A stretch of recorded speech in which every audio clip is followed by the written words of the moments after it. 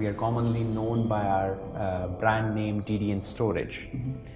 And DDN is world's largest privately held storage company, and we have been in business for 20 years, focusing on supercomputing. So our background is we developed product for supercomputers, and we took that technology and said how we can adopt this technology to mass market. And that's how we came into areas of AI, machine learning, media broadcasting, life sciences, manufacturing, anywhere where customer does large-scale simulations and they require access to huge amount of data at really fast speed. DDN is a partner for them. So today, after being in business for 20 years, I think we are at a stage where almost all supercomputers in the world, including all of those in Singapore, all large supercomputers in Singapore are today running on DDN storage. With respect to AI and machine learning, we actually have products that not only offer great performance, but occupy a very less footprint. About 2 weeks back, we announced our AI 200 and AI 400 series of products, which offer 20 gigabyte per second read and write, up to 40 gigabyte per second read and write in just 2U or 4U rack space. Okay. And this is something no other storage company in the world can do. Okay. They would need huge amount of infrastructure to meet these kind of performance requirement. So this is where DDN shines.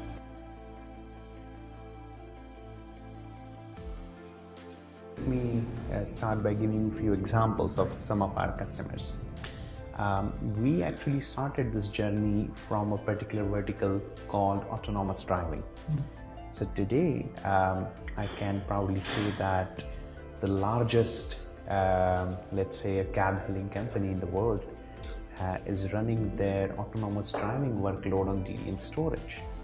What does it mean is, when you may see these cars mounted with cameras moving around the city, collecting video feeds on all the roads, all the traffic, all the vehicles, and they use this data to determine an artificial intelligence algorithm to decide what to do in an autonomous car, a driverless car.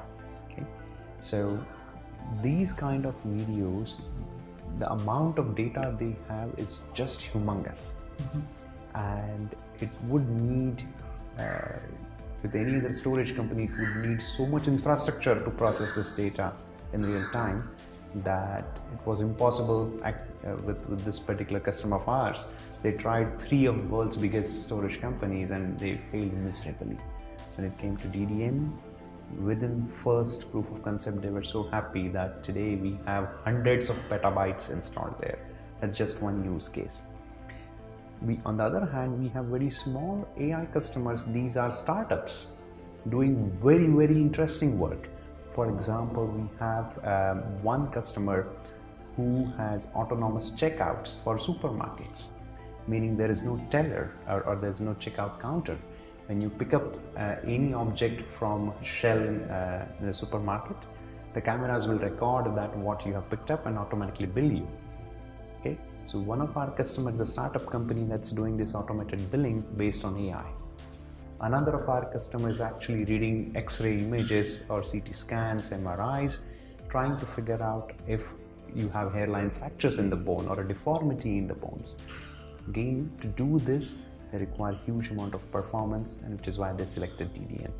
That's where you will see DDN helping customers on the AI and machine learning side.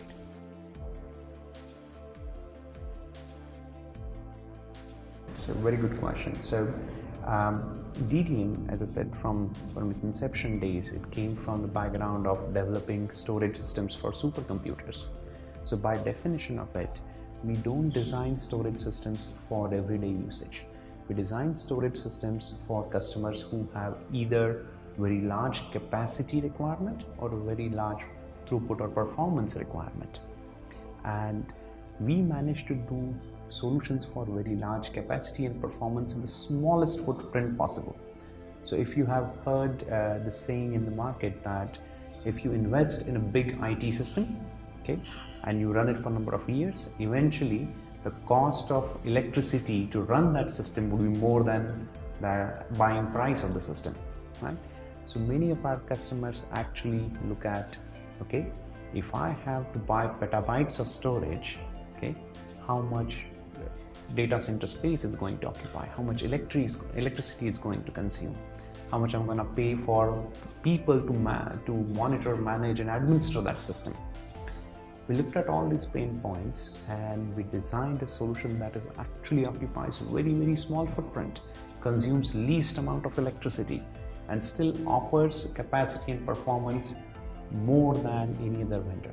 So today, if you compare DDN storage solution with any of the other storage providers, you will see that DDN provides systems which are very small footprint, extremely dense, very high performance, and in many cases still within its customer's budget. So that's our actually plus point or value addition.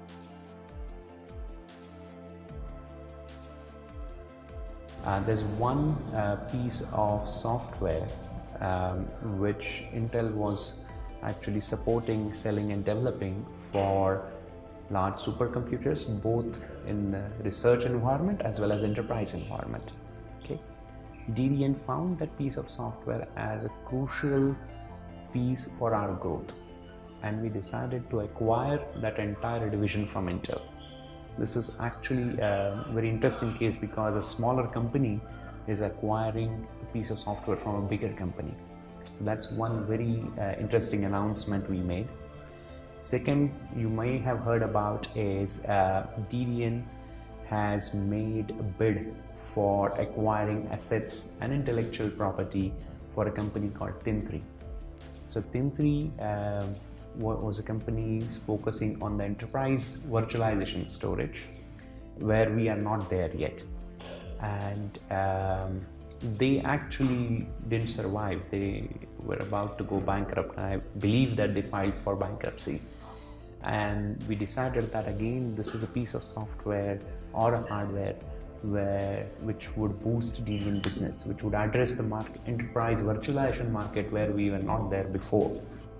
And we have made a bid to acquire those assets. It's not finalized yet. It will go through its process, but fingers crossed, I think we should get that business.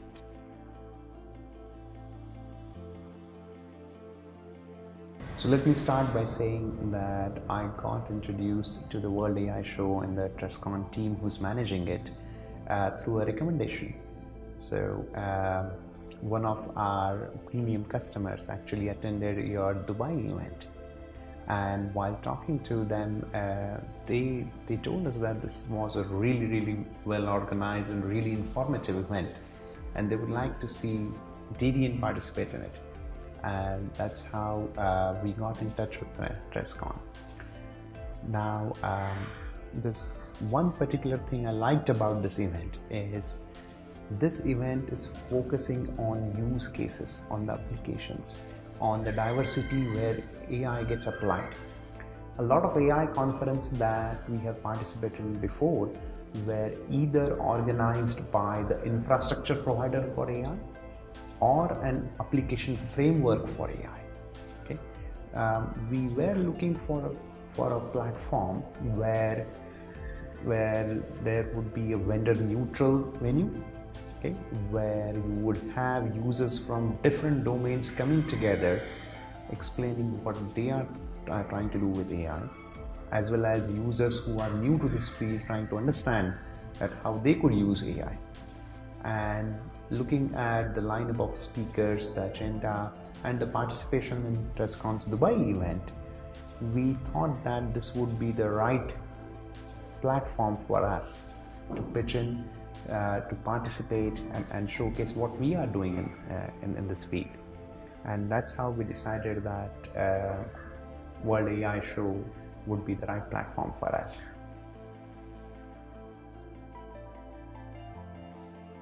It is actually very interesting, and it's been first half of the day here, and we have met so many interesting potential customers. Okay, who are exploring AI or trying to apply AI and machine learning into their own organizations. Within half a day, we met manufacturing companies, we met government departments, we met surveillance companies, we met financial services companies and banks. I can tell you that within first half itself, I have a complete return on investment for this event. I would be really interested in working with Trescon for this event at multiple locations. We have already confirmed working with you for Mumbai event, and frankly, I can tell you that looking at the response and the diversity of the customers attending this event, I am extremely happy that we participated in this.